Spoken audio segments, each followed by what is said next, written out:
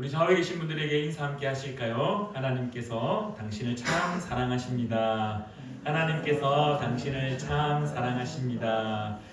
네, 우리 조금 전까지는 제가 어디 문상 왔는 줄 알았습니다. 여러분들의 표정들이 너무 이렇게 경건하고 너무 이렇게 거룩하게 보여서 제가 예배 찬송가를 부르면서 이 얼굴이 평안한 얼굴인가 무상하는 얼굴인가 뭐 이런 생각을 잠시 했었는데요. 가정의 달이기도 합니다. 또한 우리의 예배가 예수 그리스도의 그 십자가를 기억할 때 분명히 그 슬픔과 그 희생, 그 죽음을 묵상할 때 우리의 마음과 우리의 모습이 숙연해질 수밖에 없고 이렇게 잠잠해질 수밖에 없지만 또한 그것으로 끝나는 것이 아니라 예수 그리스도께서 3일 만에 부활하시고 그리고 승천하셔서 지금도 우리와 함께 하시는 살아있는 하나님이라는 그 은혜가 있을 때 우리의 삶에 우리의 얼굴에 미소가 넘칠 줄 믿습니다. 저부터 반성합니다. 저도 제가 유튜브를 한 번씩 이렇게 모니터링 하면은 제 얼굴에 얼마나 수심이 많이 끼어 있는지요. 삶의 많은 무게를 짊어지고 살아가는 것처럼 제가 보게 되는데 더 웃도록 저도 노력하겠습니다. 오늘 말씀 제목은 무엇을 물려줄 것인가 라는 제목으로 함께 좀 말씀을 나누고자 하는데요. 이번 한 주에 어린이날도 있었고 어버이날도 있었습니다. 그래서 많은 이제 뉴스들이 참 이렇게 물론 전쟁 때문에 심각한 이야기도 나오고 있고 또 투표를 얼마 앞두고 있지 않아서 또 많은 이야기들이 오가고 있지만 그 와중에 어린이날 뉴스를 보고 혼자서 참 마음이 많이 아팠습니다. 마음이 많이 힘들었습니다. 어떤 뉴스를 봤냐 하면은 어린이날 선물 중에 가장 인기 있는 선물이 혹시 무엇인지 아시나요? 이번 어린이날 때 가장 많이 인기 있었던 선물. 근데 사실 어린이들은 별로 좋아하지 않는 선물이었답니다. 그래서 제가 그 뉴스의 장면들을 캡처를 했는데요. 보이십니까 혹시? 이 뉴스 보이십니까? 어린이날 선물도 삼성전자 주식. 여러분들 삼성전자가 예전에 5만원 하다가 제 친한 친구도 5만원 주고 샀는데 다 떨어졌을 때 5만원 주고 샀는데 지금 27만원을 넘어섰다 해가지고 두 손 들고 할렐루야를 외치는 친구가 한 명 있는데요. 근데 그래서 제가 많이 샀냐 그러니까 3주 샀답니다. 그래가지고 그래도 5만원 이제 15만원 주고 사가지고 근 100만원 가까이 돼가지고 좋아하고 있는데요. 어린이날 최고의 선물은 삼성전자 주식이라고. 그래서 이런 뉴스도 나왔습니다. 뉴스의 제목입니다. 요즘 누가 장난감을 사줘요? 어린이날 선물로 주식, 현금, 급부상. 그리고 또 이런 기사도 있습니다. 어린이날 선물은 주식이 최고. 자녀에게 가장 많이 선물한 종목은 아무래도 삼성전자이지 않겠습니까? 하이닉스나 그런.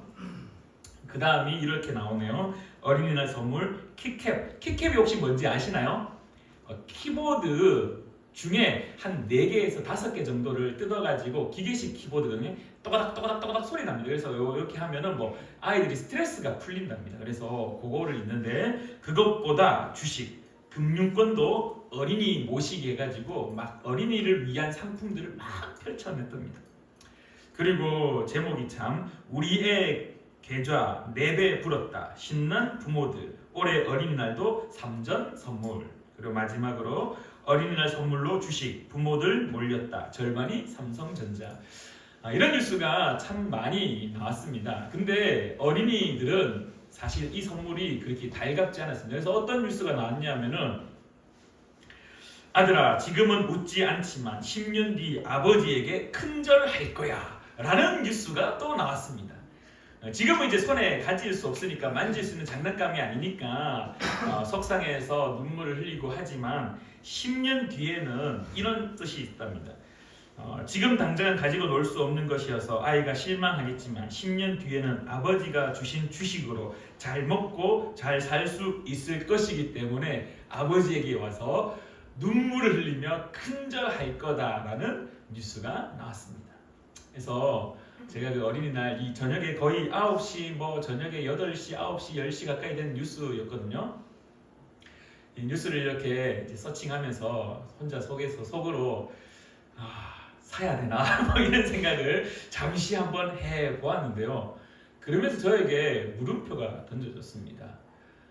나는 목사인데 나는 하나님을 평생 하나님의 일을 위해서 살겠다라고 평생 이 한 삶을 바친 자인데 나는 과연 아들에게 무엇을 물려주는 것이 참 좋은 것일까? 요즘 뭐 무조건 사가지고 10년만 묵혀놓으면은 10년 뒤에 아들 대학교 등록금 정도는 분명히 뽑아낸다 하는 주식을 지금부터 사야 되는가? 그걸 물려줄 것인가? 어떤 것을 물려줄 것인가에 대한 고민들이 참 많았습니다. 그러면서 속상하기도 했고요. 그러면서 나는 지금 무엇을 물려주려고 준비하고 있는가라는 그런 질문 앞에 계속해서 엎드렸습니다. 사랑하는 우리 푸른나무교회 성도님들도 잘 아실 겁니다. 우리에게 주어진 물려줄 것이 뭔가라고 질문했을 때 머릿속에 떠오르는 것이 딱 있습니다. 너무나 잘 알고 있는 것입니다. 바로 신명기 6장 4절부터 9절 말씀입니다. 제가 한번 읽어드리겠습니다. 이스라엘아 들으라. 우리 하나님 여호와는 오직 유일한 여호와이시니 너는 마음을 다하고 뜻을 다하고 힘을 다하여 내 하나님 여호와를 사랑하라. 오늘 내가 내게 명하는 이 말씀을 너는 마음에 새기고 내 자녀에게 부지런히 가르치며 집에 앉았을 때든지 길을 갈 때든지 누워 있을 때든지 일어날 때든지 이 말씀을 강론할 것이며 너는 또 그것을 내 손목에 메어 기호를 삼으며 내 미간에 붙여 표로 삼고 또 내 집 문설주와 바깥문에 기록할지니라. 그러니까 우리가 알고 있는 답은 분명히 있습니다. 하나님의 말씀, 내가 하나님을 사랑하는 것, 그리고 하나님의 말씀을 신명기의 말씀처럼 모세가 이스라엘 백성들에게 너희들이 이렇게 광야에서 경험했던 그 은혜를 계속해서 선포하고 가르치고 가르치라라고 그렇게 하였습니다. 근데 사실 알고는 있지만 정말 이렇게 살아가고 있는가라는 질문 앞에 우리는 오늘 우리의 삶을 돌아볼 수밖에 없습니다. 그래서 오늘 저와 함께 여러분들이 짧지만은 아주 중요한 공부를 잠깐 하고 말씀을 더 깊이 그 공부를 통하여 함께 말씀을 좀 나누었으면 좋겠는데요. 여러분들 바리새인이라는 사람들을 잘 아실 겁니다. 구약 성경에는 바리새인이라는 말이 등장하지 않습니다. 근데 신약에 특별히 신구약 중간기 말라기 선지자 그 선지자 예언자의 사역이 끝나고 난 이후부터 예수 그리스도께서 태어나기 그 시절까지의 그 약 한 400년의 기간을 우리는 신구약 중간기라고 이야기를 합니다. 또 다른 말로는 하나님의 말씀이 직접적인 말씀이 선포되지 않았기 때문에 암흑기라고도 말을 하고 있습니다. 그 시절에 누가 등장했냐면 이 바리새인들, 사두개인들이라는 사람들, 그리고 또 뭐 알고 있는 칼, 이 시칼이라고 해가지고 칼을 가슴에 품고 다녔던 열심당원들, 젤롯당 뭐 이런 것들, 그러한 집단들, SNF파들, 그다음 쿰란 공동체들, 이러한 공동체의 이 어떠한 사상을 중심으로 해가지고 집단 형태들이 등장하기 시작하는데요. 이 바리새인이라는 사람들이 등장합니다. 이 바리새인들을 우리는 이렇게 표현할 수가 있을 것 같습니다. 안식일을 지키는 유대인. 여러분들 안식일을 지키는 것 구약에도 열심히 지켰습니다. 구약에도 열심히 안식일을 지켰습니다. 하나님의 말씀이기 때문에 율법을 열심히 지켰습니다. 근데 그 안식일을 지키는 것을 열심으로 내는 사람들의 집단을 특정하지는 않았습니다. 근데요, 신구약 중간기 시절에 이 율법을 열심히 공부하고 율법을 열심히 지켜서 안식일을 무조건적으로 지켜야 된다는 사상들을 계속해서 가르칩니다. 그 중에 한 사람이 사도 바울이었습니다. 그래서 바울이 자기를 변호할 때, 법정 앞에서 자신을 변호할 때 어떻게 표현했냐면은 나는 다소에서 태어나서 가말리엘 문화생의 그 가말리엘 선생으로부터 배웠는데 바리새인 중에 바리새인이다. 바리새인의 아들이다 할 정도로 율법에 열심히 있는 자라고 자신을 소개할 정도로 당시에 바리새인 그러면은 율법을 지키고 안식일을 지키는데 너무 목숨을 걸고 지켰습니다. 그래서 우리가 오늘 읽었던 본문 말씀에 예수님이 안식일날 어디를 지나갑니까? 배고픈 상황 속에 밀밭을 지나가다가 그 밀 이삭을 이렇게 비벼가지고 먹게 됩니다. 근데 이걸 보고 바리새인들이 지적을 하게 되죠. 왜 당신의 제자들은 안식일을 지키지 않습니까? 그러면서 이 오늘 본문 말씀 계속 이어지는데요. 그래서 오늘 이 중간에 있었던 도대체 어떤 일이 있었길래 이토록 바리새인들이 철저하게 율법을 지키려고 안식일을 지키려고 했을까라는 것을 우리가 한번 살펴보고자 합니다. 앞서 언급드렸듯이 신구약 중간기가 BC 420년경부터 BC 5년경 사이에 있었던 일인데요. 지도 한번 띄워주시겠습니까? 여기 지도에 보면은 지금 조금 어둡게 표현되어 있는 곳, TV에는 표시가 안 되네요. 셀루쿠스라는 왕조가 그 알렉산더 대왕이라고 헬라 대제국이 이제 알렉산더가 주권한 이후에 여러 왕조로 막 이렇게 왕국으로 막 분열되다가 그 중에 셀루쿠스 왕조가 생기는데요. 지도에는 셀루커소라고 되어 있는데 저희가 배울 때는 셀로코스 뭐 그렇게 하여튼 배웠습니다. 이 왕조가 어마어마했는데 그 중에 우리가 알아야 될 왕이 하나 있습니다. 누가 있냐면은 바로 안티오쿠스 4세입니다. 안티오쿠스 4세의 별명이 뭐냐면은 에피파네스입니다. 이 에피파네스가 무슨 뜻이냐면은 신의 현현입니다. 그래서 쉽게 말해서 내가 신이다. 에피파네스 4세 안티오쿠스 4세 에피파네스 내가 신이다. 안티오쿠스 4세가 신이다고 했는데 이 사람이 이 사람이 있었을 당시에 몇 가지 좀 놀라운 일들이 일어났습니다. 그때 어떤 일이 일어났냐면 제가 이렇게 띄워놨는데요. 박해, 예루살렘 성전 더럽힘, 율법 파괴인데 그 시절에 어떤 일이 있었냐면은 충격적이게도 대제사장직을 매매를 하기 시작했습니다. 원래 오니아스 3세가 이 마지막으로 사독 계열, 그러니까 아론의 후손으로서 레위 지파로서 계속해서 대제사장을 혈통적으로 물려오다가 이때 이 안티오쿠스 4세일 때 이 오니아스의 동생이었던 오니아스 3세 동생이었던 예수아라는 사람이 있었습니다. 이 예수아라는 사람이 안티오쿠스 4세한테 가고 손바닥을 비비면서 뭐라고 했냐면은 제가 당신한테 400달란트. 여러분 달란트는요 상상을 초월하는 금액입니다. 상상을 초월하는 금액입니다. 이 400달란트를 줄 테니까 이 400달란트 받으시고 나에게 대제사장직을 넘겨주세요 라고 이야기합니다. 당시에 안티오쿠스 4세가 이스라엘을 다스리고 있을 시절이었거든요. 그래서 이 안티오쿠스 4세가 그 별로 시덥지 않고 자기한테 400달란트를 준다고 하니까 이익이 된다니까 오케이 콜 해가지고 이 예수아가 400달란트를 주고 자기의 형 오니아스 3세를 밀어버리고 대제사장직을 사버립니다. 그리고 이름을 뭘로 바꾸냐면 야손이라고 바꿉니다. 이게 요세푸스의 유대 고대사에 기록이 남겨져 있습니다. 그리고 난 이후에 얼마 뒤에 이 사람이 또 이 야손이라는 사람이 3년밖에 못합니다. 대제사장직을. 왜냐하면은 이 일을 보았으니까 설레가 생겼으니까 이 시몬이라는 사람이 또 나타납니다. 시몬이 어떻게 했냐면은 안티오쿠스 4세에게 또 가서 손바닥을 비빕니다.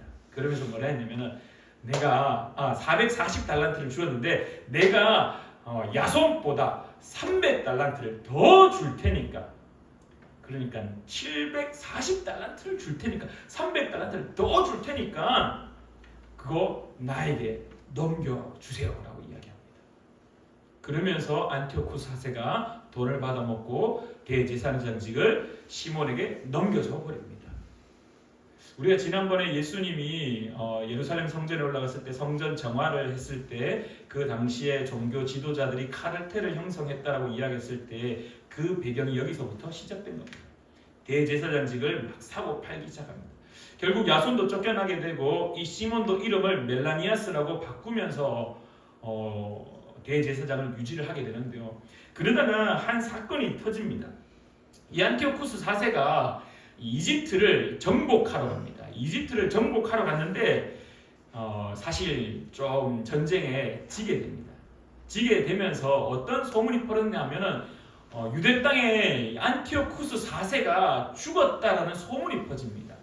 그때 누가 이 소문을 들었냐면 야손이 듣고 옳거니 잘됐다, 그래 나를 밀어냈지, 전쟁을 막 일으켜서 멜라니에스 시몬을 쫓아내고 내가 다시 이스라엘 땅의 대제사장이 되어서 내가 다시 그 모든 기득권을 빼앗아서 누리겠다라고 이야기합니다. 하지만 이 멜라니아스가 안티오쿠스 4세가 살아있는 것을 알고 이것들이 다시 억눌려지고 야손은 쫓겨나게 되고 나중에 죽게 됩니다. 어찌되었든 이 이야기를 안티오쿠스 4세가 듣고는 내가 죽었다고? 나 이렇게 멀쩡히 살아있는데 안 그래도 지금 이집트한테 져가지고 열뻗쳐가지고 막 열포가기 일보 직전인데 내가 죽었다고? 그러면서 격분합니다. 그리고 이 격분한 안티오쿠스 4세가 예루살렘을 그대로 쳐들어와 버립니다. 그래? 너가 잘 걸렸다. 안 그래도 어디 화풀이 할 데도 없었는데 이스라엘 땅 내가 이거 박살을 내주겠다 해가지고 싹 쳐들어와가지고 그냥 싹 다 뭉개버리는데 그 중에 무엇을 했냐면 성전을 파괴해버립니다. 예루살렘 성전을 스룹바벨이나 이들이 지었던 예루살렘 재건했던 성전을 싹 다 박살내버립니다. 그러면서 그 옆에 무엇을 세웠냐면은 제우스 신전을 싹 세워버립니다. 제우스 신전을 세우고 그리고 난 이후에 많은 일들이 일어나는데요. 그 기록을 한번 보도록 하겠습니다. 우리 옆에 하나 더 띄워주실래요? 네, 그거 한번 눌러주세요. 네. 우리는 정경이라고 말하지 않지만 외경으로 참고 도서로 보고 있는 마카베오서, 마카비서라는 게 있습니다. 마카비사의 상 1장 45절부터 50절 말씀에 이런 말씀이 기록되어 있습니다.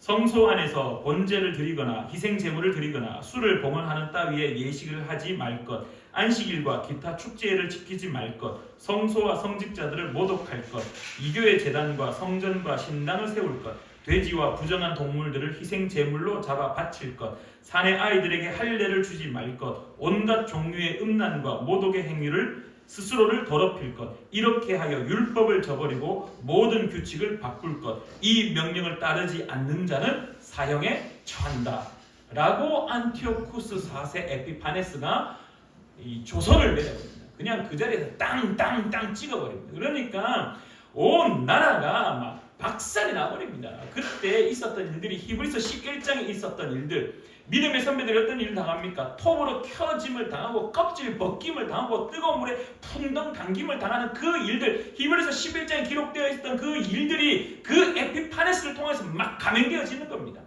어머니를 옆에 앉혀놓고 아이들 7명을, 아들 7명을 한 사람씩 부릅니다. 너 하나님 나라를, 율법을 지킬 거야? 하나님의 백성을 고백할 거야? 신앙을 지킬 거야?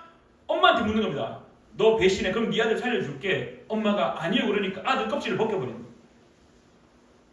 또 묻습니다. 너 어떻게 할 거야? 지킬 거야? 야, 껍질 벗긴 아들 물에 담궈. 차가운 물이겠습니까? 뜨거운 물에 그대로 담궈버리는 겁니다. 한 사람씩 그 일들을 계속해가지고 마지막 7명을 싹 다 죽여버리는 그 일들, 그 고문하는 일들이 마카베오서에 기록이 되어 있습니다. 제사장들에게 계속 돼지고기를 먹으라고 이야기합니다. 돼지고기는 뭡니까? 부정한, 이스라엘 백성들은 거룩한 것, 정결한 것만 먹어야 되는데 돼지고기를 먹게 하고 성전에 돼지 피를 막 뿌려버리고 이런 어마어마한 비현실적인 일들이 눈앞에서 막 일어나는 겁니다. 그냥 우리는 박해, 예루살렘 성전 더럽힘, 율법 파기 이렇게 되어 있었지만 실질적인 당시에 있었던 일은 막 눈 뜨고 볼 수 없는 일들이 성전 앞에서 계속 일어나는 겁니다. 남자가 태어나면은 난지 8일 만에 뭐 해야 됩니까? 할례를 해야죠. 하나님의 백성이라는 사실을 몸으로서 징표로서 가져야 되는데 그거 못하게 하는 겁니다. 이방 여인과 결혼을 막 시키고 성전의 제사장들에게 돼지고기를 막 먹이고 막 여성들과 막 붙여가지고 막 온갖 짓을 하게 만들고 막 뭉개고 파괴하고 다시 일어설 수 없도록 너는 하나님의 백성이 아니라 안티오코스 4세에 압제당하는 백성일 뿐이라는 사실을 계속해서 막 감행하는 겁니다. 그때 누가 일어났냐 하면은 BC 167년에 마카비라는 형제가 일어나서 혁명을 일으켜버립니다. 그 혁명의 슬로건이 무엇이었느냐 하면요, 바로 예루살렘 성전의 회복이었습니다.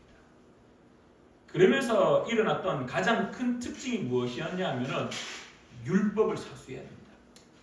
우리가 저렇게 안티오쿠스 4세 에피파네스에게 저렇게 당하면서 우리의 정체성이 저렇게 짓눌려가지고 다 파괴되어 버리고 내가 하나님의 백성인지 알지 못하는 이러한 상황 속에 우리는 어떻게 해야 되느냐? 다시 예루살렘 성전을 회복해야 된다. 정결하게 해야 된다. 그러면 어떻게 돼? 율법을 다시 읽고 율법을 지키고 안식일을 지켜서 하나님 나라의 백성으로 회복하자는 것이 슬로건이었고 그것이 그들 가운데 계속해서 일어났습니다. 결국 안티오쿠스 4세가 떠나가게 되고 마카비를 통하여서 이 독립 이스라엘 왕조가 만들어지게 됩니다. 그게 우리가 잘 알고 있는 하스몬 왕조가 일어납니다. 이 안티오쿠스 4세의 박해는 결국 혁명으로 이어지게 되고 혁명으로 통하여서 BC 142년부터 BC 63년까지 약 79년 정도가 독립한 이스라엘 나라가 하스몬 왕조로 회복되어집니다. 그때 어떤 일들이 계속 일어났냐? 율법을 읽으십시오. 율법을 공부하십시오.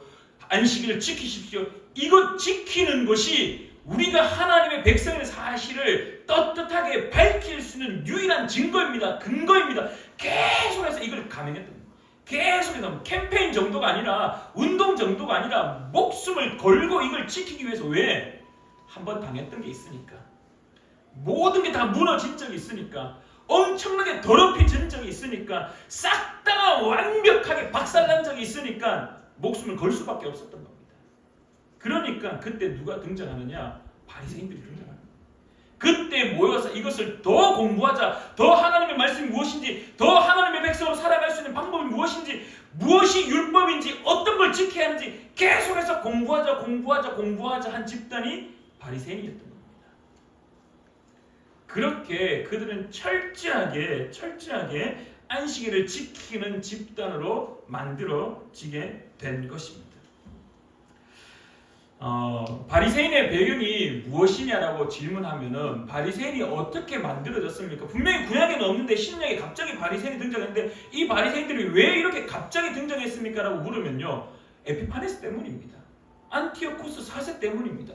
어마어마한 핍박과 박해, 하나님의 백성의 사실 정체성을 지키기 위하여서 그들이 할 수 있는 건 무엇이냐? 회복해야 된다. 무엇을? 율법을 지키는 것을 회복해야 된다. 이것이 유대인의 정체성을 지키는 것이다. 그들과 구별되는 것이 무엇이냐? 안식일을 지키는 것.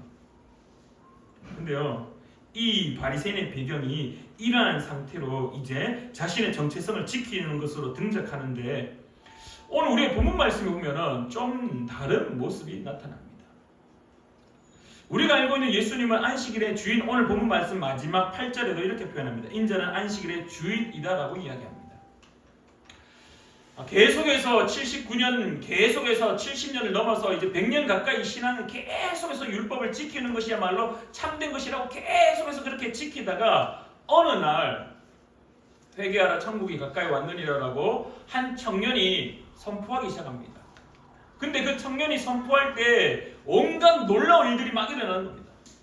병든 자가 고침받고 막 죽은 자도 막 살아나고 안전뱅이가 일어서고 온갖 놀라운 일들이 진짜 막 그 이사야서의 예언에 있었던 것처럼 막 요엘서에 나왔던 그 예언의 말씀처럼 막 온갖 그 은혜들이 막 나타나는 겁니다. 묘한 일들이 막 나타나는, 기적이 막 나타나는 겁니다. 근데 참 고마웠고 참 귀한데 근데 무엇에 부딪혔느냐? 안식일 지키는 것에 부딪혔던 겁니다. 율법을 지키는 것에 목숨을 걸고 있었던 그들에게 예수님은요, 눈에 가시였습니다. 왜냐하면은 단순하게 구약의 말씀이기 때문에 율법을 지킨다의 의미를 이들은 이미 넘어섰습니다. 왜? 한번 경험했기 때문에. 아니, 그 전의 역사에도 이미 바벨론 포로로 잡혀갔던 그 경험을 가지고 있는데 심지어 이제 자기 세대에 눈앞에 있었던 바로 자기의 할아버지, 자기 아버지, 심지어 나이 많은 분들은 자기가 직접 그 에피파네스의 박해를 경험한 자들, 그래서 마카비를 통해서 혁명이 일어나고 율법을 지키는 것이야말로 하나님의 백성이라는 사실을 드러낼 수 있는 환경. 근데 한 청년이 그것을 어기기 시작하는 겁니다. 그러니까요, 그들의 눈에는, 특별히 바리새인의 눈에는 예수님이 가시였을 수밖에 없습니다. 바울 사도가 예수 믿는 사람들을 죽이려고 다메섹으로 그렇게 열심을 해서 가는 이유가 무엇입니까? 이겁니다. 이거. 그렇게 고통받았던 일들이 있기 때문에 율법을 지키는 것이야말로 하나님의 백성이라는 증거였기 때문에, 근데 예수 믿는 집단들은 어떻게 했느냐? 안식일, 그거 심지어 예수님은 안식일의 주인이라고 이야기하며 어떤 일을 했냐? 이런 일들을 감행합니다. 누가복음 6장에서 회당에서 손 마른 사람을 치유했습니다. 안식일날. 누가복음 13장에 18년 동안 귀신 들려 허리가 꼬부라진 여인을 치유하셨습니다. 요한복음 5장에 베데스다 연못에서 38년 된 병자를 안식일날 치료하셨습니다. 안식일날은 아무것도 하면 안 되는 날인데, 안식일에 예수님은 무엇을 했느냐? 사람을 살리는 일들을 계속해서 해오셨다는 겁니다. 그래서 예수님은 안식일에 생명 살림의 일을 하셨습니다. 심지어 이 안식일을 지키는 것 때문에 어떤 일이 일어나냐면요, 나중에 이 하스몬 왕조가 망할 때 어떤 일이 일어나냐면 로마의 폼페우스 장군이 와가지고 이 예루살렘을 함락시켜 버리거든요. 근데 그 날이 언제였냐면은 염키푸라라고 그래가지고 뭐 대속죄일이라고 또 이야기하는 학자들이 있습니다. 중요한 것은 요세푸스가 무엇이라고 말했냐면은 그날은 금식일이었다라고 이야기합니다. 금식일은 곧 그들에게 있어서 하나님 앞에 지키는 안식일과 같은 날이었습니다. 그래서 뭐 하는 날이냐? 아무것도 하면 안 되는 날이었습니다. 오직 금식하는 날이었습니다. 폼페이우스가 그날에 예루살렘에 쳐들어갑니다. 그래서 얼마나 죽었는지 아시나요? 그 당시에 폼페이우스 장군 로마로 인하여서 12,000명이 학살당하는데 대제사장을 비롯한 바리새인들, 율법을 지키는 자들은 그냥 눈만 껌뻑껌뻑껌뻑하고 지켜만 보았다라는 겁니다. 왜? 무엇 때문에? 안식일을 지키는 것 때문에. 안식일을 지키는 것 때문에. 여러분들, 이런 이야기를 하면서 머릿속에 떠오르는 것이 무엇입니까? 예수님은 안식일의 주인으로서 안식일의 원래의 의미를 되새기고 있습니다. 천지를 창조하시고 난 이후에 일곱째 되는 날 하나님께서 창조하시고 마지막 날에 쉬셨다라고 이야기하십니다. 단지 그냥 쉼을 누리는 거냐라고 질문하면은 질서를 다 잡고 막 카오스, 혼돈 속에 있던 것들을 창조의 영역 속에서 질서를 다 잡고 온전하게 창조하시고 마지막에 그들이 삶을 살아갈 수 있는 쉼을, 생명을 살려내는 일들을 하면서 지켜보고 계시는 그 모습. 그래서 예수님이 그 참된 안식일의 주인으로서 무슨 일을 했느냐? 생명 살리는 일들을 감행하셨다. 계속 사람을 살리는 일을 감행하셨어요. 근데 사람이 죽어가는데도 안식일을 지키는 것 때문에 그들은 눈만 껌뻑껌뻑 거리고 있고, 그들은 무엇만 남았느냐 하면은 결국 행위만 남아있는 바리새인들이 되어버렸다라는 겁니다. 안식일을 지키는 것이 하나님의 백성으로서의 정체성을 표현하는 거고, 그것이 자신의 정체성이라는 것을 드러내는 것 맞습니다. 그 당시에는 그것이 최선의 자세였고 태도였습니다. 근데 그 참된 의미, 왜 안식일을 지켜야 되는지, 왜 율법을 지켜야 되는지에 대해서는 다 잊어버린 겁니다. 무엇만 남았느냐? 안식일날 아무것도 하면 안 되는 것, 돼지고기 안 먹어야 되는 것, 금식일날은 금식만 해야 되는 것, 그 의미는 다 상실되어 버리고 본연의 뜻은 다 상실되어 버리고 그 행위만 남아있습니다. 근데 그 행위가 남아있었던 사건이 다음과 같이 등장할 수 있을 것 같습니다. 열왕기하 18장 4절 말씀에 이런 말씀이 있습니다. 그 느우스단 히스기야의 종교개혁의 모습인데요. 광야 출애굽했을 때 그 출애굽에 이스라엘 백성들이 불평불만을 했을 때 어떤 일이 있었냐면 하나님이 불뱀을 확 풀어버립니다. 200만 명, 60만 명의 남자들, 그리고 그 아내와 아이들, 부모님들까지 다 포함하면 약 한 200만 명, 대구 시민 정도가 됩니다. 근데 그 사람들을 죽이려고 할 때 불뱀 한두 마리였겠습니까? 불뱀 한두 마리였겠습니까? 어마어마한 불뱀을 그 땅 가운데 확 풀어버린 겁니다.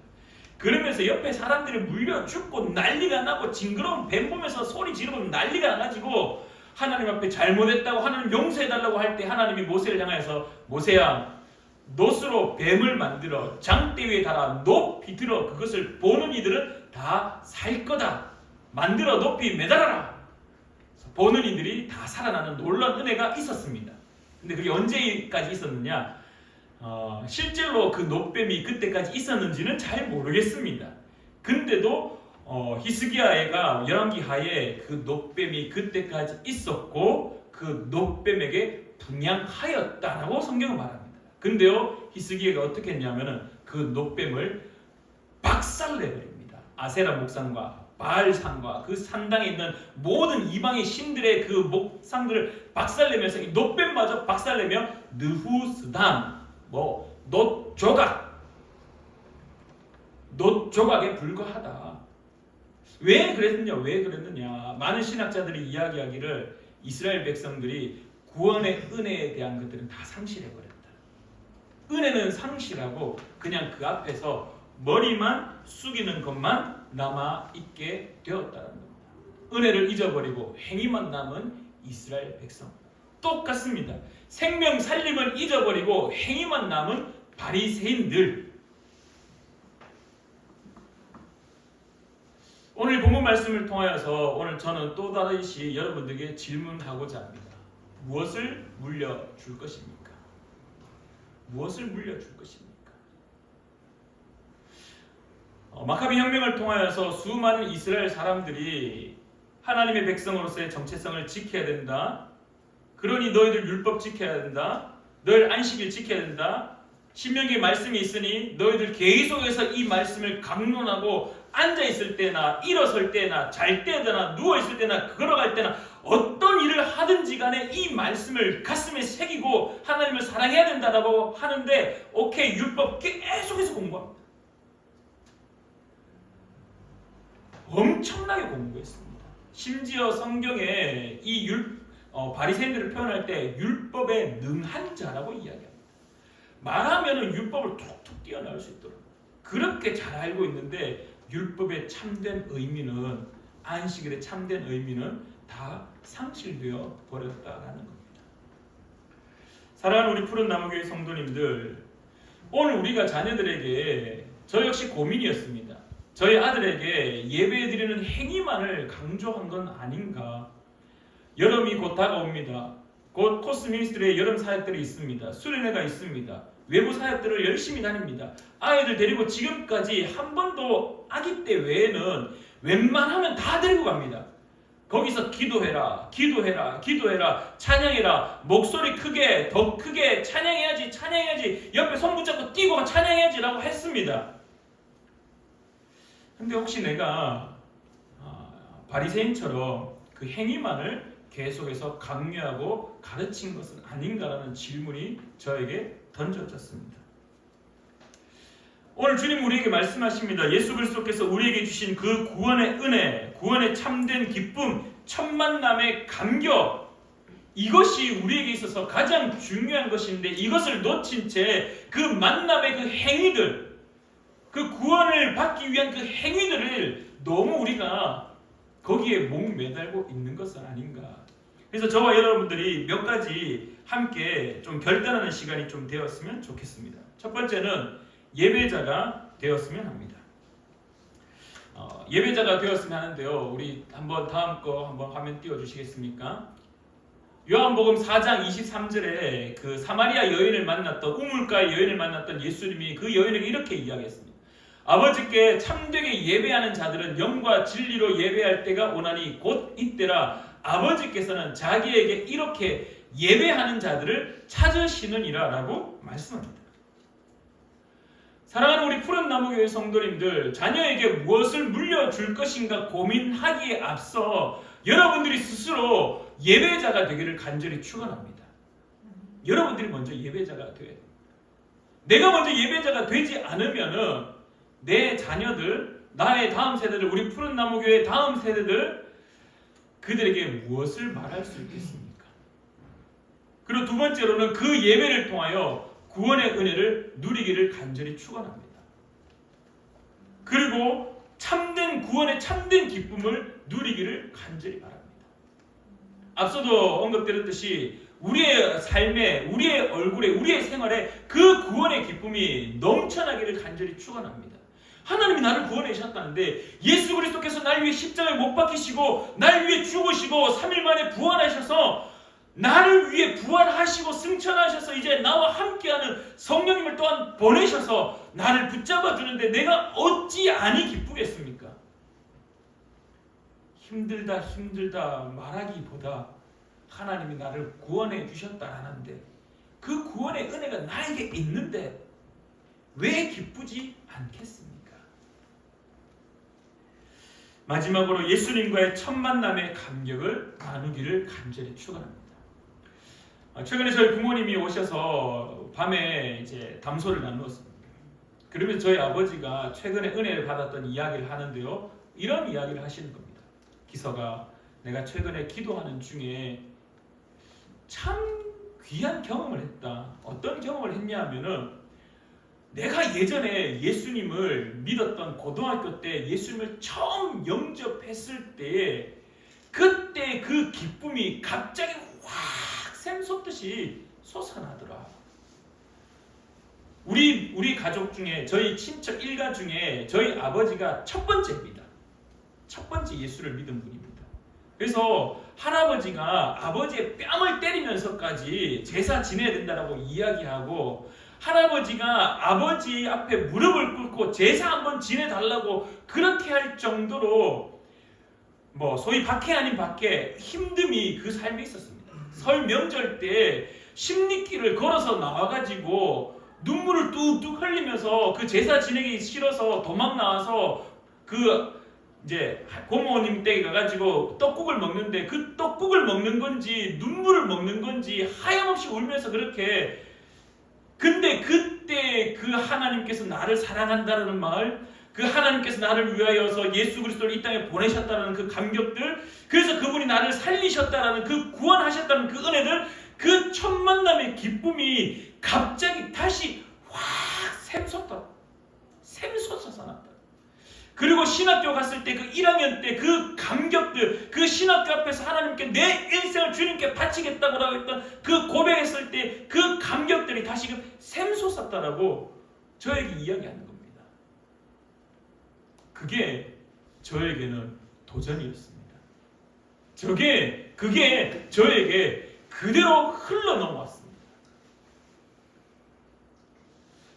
이렇게 성경 읽어야 되고 이렇게 성경을 공부해야 되고 이렇게 해야 되고 이렇게 주의를 지켜야 되고 이렇게 해야 된다라는 행위에 대한 것들이 계속해서 강조하고 강요하는 것보다 아버지가 경험했던 그 첫 만남의 기쁨을 저에게 탁 던져줄 때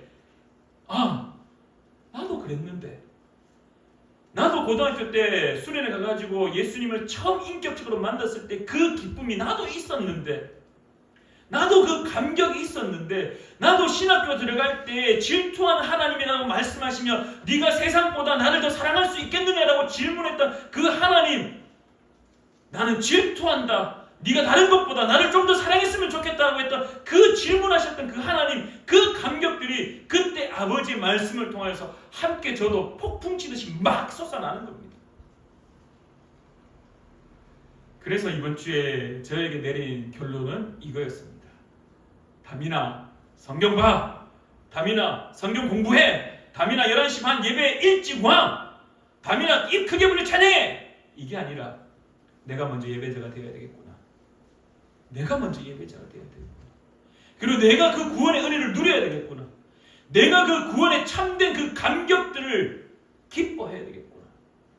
그리고 예수님과의 그 첫 만남을 이제 나의 사랑하는 자녀에게 나의 가정에게 또한 사랑하는 우리 푸른 나무교회 성도님들에게 함께 나누어야 되겠구나. 이런 삶을 살아내기 위하여서 몸부림치시면요 그 은혜가 나에게 있을 뿐만 아니라 나에게서 나의 가정으로 흘러감을 믿습니다. 믿으십니까? 바리새인들이 열심히 율법을 지키고 공부하고 하나님의 백성의 사실을 드러내기 위하여서 노력했습니다.